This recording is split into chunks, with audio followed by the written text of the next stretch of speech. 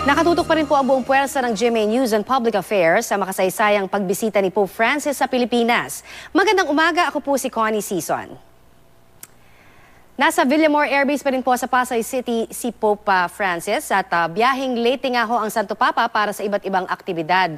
Kanina nga ho ay umalis ito galing po sa Apostolic Nunciature ng alas 7 ng umaga at ayon nga po sa AFP ay pinaaga ang oras ng biyahe ni Pope dahil na rin po sa masamang panahon.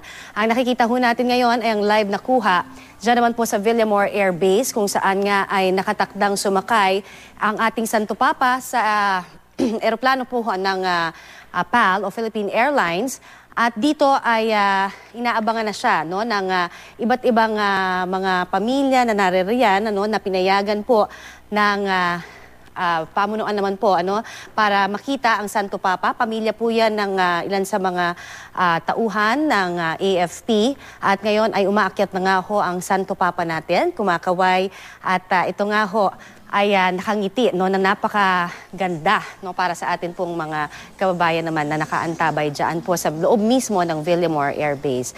Sinusundan din siya syempre ng ilang pang mga obispo at Vatican Guards. Gayun din kasama po ng Santo Papa na babiyahe patungo ng Tacloban ang ilan sa mga foreign press.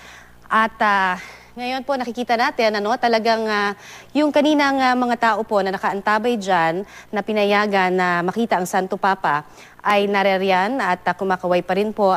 Bagamat of course sila ho ay may designated area, gayon din po ang mga local media na naririyan din.